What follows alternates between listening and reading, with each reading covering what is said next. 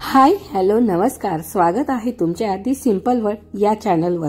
So guys, आता August महिना देखील संपायला आला आहे आणि अजूनही जर तुम्ही नवीन काही फुलांच्या कटिंग्स किंवा रोपे जर लावलेली नसतील तर लवकरात लवकर लावायला घ्या।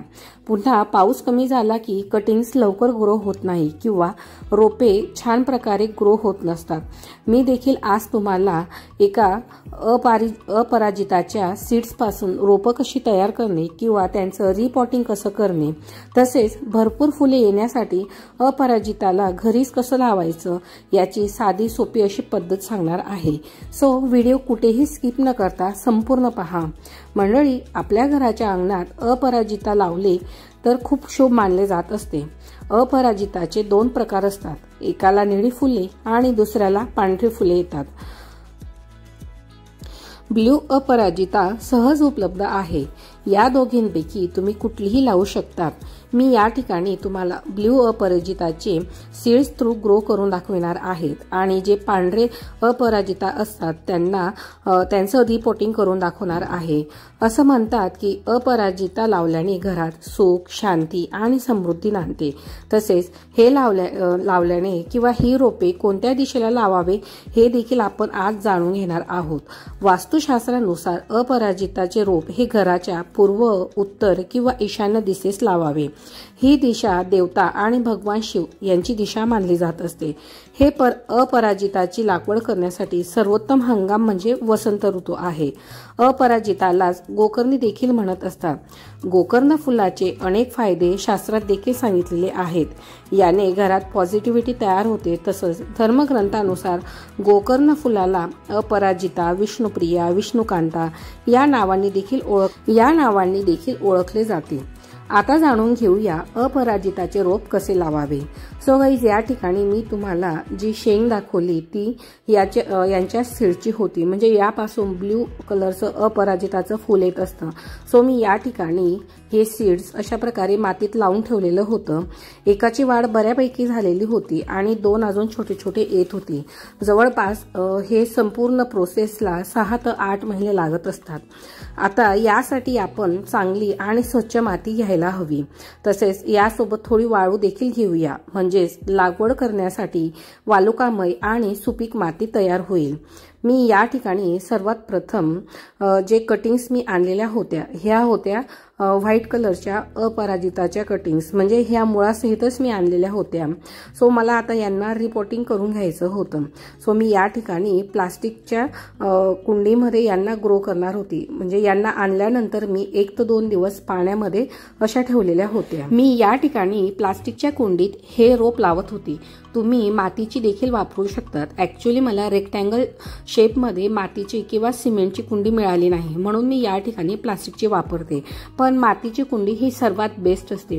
कुंडीची निवड कशी करावी या रिगार्डिंगचा व्हिडिओ देखील आपल्या चॅनलला आहे। सो तुम्ही तो बघा, त्यातून तुम्हाला कुठल्या रोपाला किंवा कुठल्या झाडाला कुठल्या प्रकारची कुंडी हवी याची आयडिया तुम्हाला नक्कीच येईल। या ठिकाणी मी सर्वात प्रथम ज्या कावडंक असतात, म्हणजे शेणाच्या गोवऱ्या असतात, त्याचं मी या ठिकाणी क्रश करून घेत होती।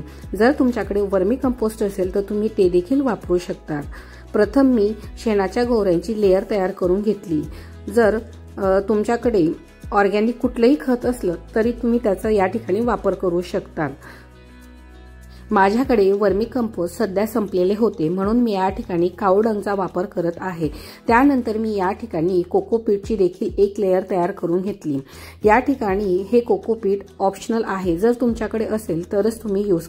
अशा प्रकारे हाफ कुंडी भरल्यानंतर मी या ठिकाणी 1 ते 2 टेबलस्पून हळद स्प्रेड करून घेणार आहे। तुम्ही या ठिकाणी हळदीचा पाण्याचा वापर केला तो देखील चालणार आहे। हळद ही आपली बुरशीजन्य किंवा अँटीसेप्टिकचं काम करत असते, त्यामुळे मी प्रत्येक कुठलीही कुंडी भरत असताना म्हणजे हळदीचा वापर हा कंपल्सरी करतच असते। सो अशा प्रकारे हळद टाकल्यानंतर पुन्हा मी यावर कोकोपीट, माती आणि जे कावडंक होतं त्याचा क्रश हे पुन्हा याच्यावर एक लेयर अशा प्रकारे तयार करून घेते।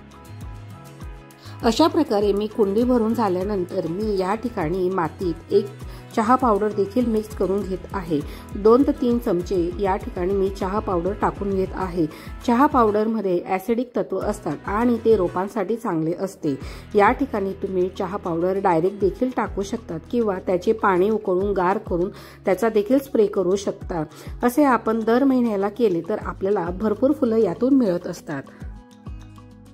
सो गाईज, या ठिकाणी मी हे दालचिनीचं powder as a rooting hormone म्हणून वापरून घेणार होती। तुम्ही या ठिकाणी हळदीचा किंवा ॲलोवेरा जेलचा देखील यूज करू शकतात। ॲक्च्युली याला मुळं आहेत तर याला तशी गरजही नसते, पण माझ्याकडे होतं म्हणून मी या ठिकाणी अशा प्रकारे ते दालचिनी पावडरमध्ये त्याला डीप करून नंतर मातीमध्ये त्यांना व्यवस्थित लावून घेणार होती।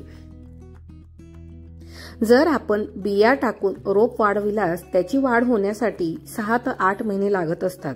आणि अजून एक महत्त्वाचं म्हणजे अपराजिता वनस्पतीची कुंडी ही नेहमी सूर्यप्रकाशाच्या ठिकाणीच ठेवा, जेथे दररोज 3 ते 4 तास सूर्यप्रकाश मिळेल। अशा प्रकारे मी मातीमध्ये डीप होल करून त्यानंतर त्याची मुळं व्यवस्थित रोवून घेत होती। या ठिकाणी माझी माती ऑलरेडी थोडी वेल ड्रेन होती, त्यामुळे मी या ठिकाणी पाणी टाकलेलं नव्हतं। जर तुमची माती कोरडी असेल तर तुम्ही सुरुवातीला पूर्ण कुंडी भरून असं पाणी टाका, जेणेकरून मातीमध्ये जे काही एअर बबल्स असतील ते सगळे रिमूव्ह होतील। पण माझी माती जी होती ती ऑलरेडी वेल ड्रेन होती, त्यामुळे मी या ठिकाणी अगदी कमीत कमी पाण्याचा वापर करणार होती। तुम्ही बघू शकतात की अगदी इझिली होल या ठिकाणी तयार होत होतं। आणि अशा प्रकारे मी 3 रोपं एका साईडला आणि 3 रोपं दुसऱ्या साईडला अशा प्रकारे मी या ठिकाणी ते लावून घेणार।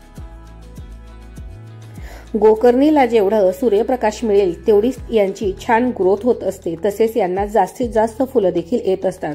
तसेच यांच्या वेलीवर जास्त शेंगा म्हणजेच त्यांच्या सीड्स जर तयार होत असतील तर तुम्ही या सीड्स लवकरात लवकर तिथून म्हणजे रिमूव्ह करून घ्यायच्या। तुम्हाला पाहिजे असतील तेवढ्या 5-6 शेंगा याच्यावर असू द्यायच्या, जेणेकरून त्या कोरड्या झाल्या की तुमच्याकडे तुमच्या सीड्सचा एक स्टॉक तयार होईल। आणि बाकीच्या ज्या असतात त्या लगेच काढून घ्या। ज्या ठिकाणी फुलं येतात ते फुलं आपण जर वापरली नाही किंवा ते फुल तसंच झाडावर वाढलं तर त्या ठिकाणी ह्या बिया तयार होत असतात। आणि एक महत्त्वाचं कारण म्हणजे जर जास्त बी तयार झाले तर फुलं कमी येत असतात, कारण हे वेल संपूर्ण पोषण याचे सीड्स तयार करण्यासाठी लावून देत असतं। अशा प्रकारे या ठिकाणी माझ्या दोन्ही साईडला मी 4 ते 5 रोपं अपराजिताचे लावून घेतलेले होते।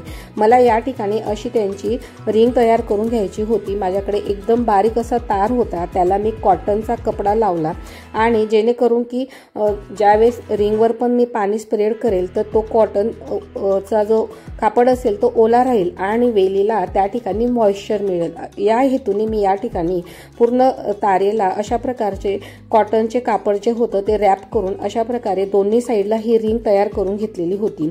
सध्या ही छोटीच तयार केलेली आहे। जशी वेल वाढत जाईल किंवा दाट होत जाईल तर त्या ठिकाणी मी पाईप म्हणा किंवा प्लास्टिकची जी बारीक नळी येत असते तिचा मी या ठिकाणी वापर करणार आहे।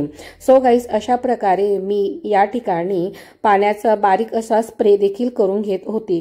माझी माती ऑलरेडी वेल ड्रेन होती म्हणून याला भरपूर अशा पाण्याची गरज नव्हती। आणि लास्ट सर्वात महत्त्वाचं, जर तुमच्याकडे मस्टर्ड केक असेल तर तो देखील तुम्ही या ठिकाणी वापरू शकता, किंवा सर्वांच्या किचनमध्ये अगदी इझिली अवेलेबल असणारी मोहरी, तर 50 ग्रॅम मोहरी घेऊन तिचे पावडर तयार करून घ्या। 1 लिटर पाण्यामध्ये ते पावडर मिक्स करून तुम्ही रोपांच्या मुळांना ते देऊ शकता। त्याने झाडांची चांगली ग्रोथ होते आणि तुम्हाला हा उपाय प्रत्येक 2 महिन्यांनी करायला हवा। सो गाईज, या ठिकाणी अशा प्रकारे आपलं गोकर्णीचं वेल लावून तयार झालेलं आहे। सो गाईज, आजचा हा व्हिडिओ तुम्हाला कसा वाटला मला नक्की कमेंटमध्ये सांगा। माझा हा व्हिडिओ आवडला असेल तर व्हिडिओला एक लाईक नक्कीच करा आणि अजूनही चॅनलला जर सबस्क्राईब केलं नसेल तर दी सिंपल वर्ड या चॅनलला सबस्क्राईब करा। बेल आयकॉन देखील प्रेस करायला विसरू नका, कारण की असेच नवनवीन आणि माहितीपूर्वक व्हिडिओ मी तुमच्यासाठी घेऊन येत असते। चला तर मग भेटूया पुन्हा नवीन आणि माहितीपूर्वक व्हिडिओमध्ये। आजची ही माहिती तुम्हाला युजफुल ठरली असेल तर व्हिडिओला एक लाईक मात्र नक्की करायला विसरू नका। तोपर्यंत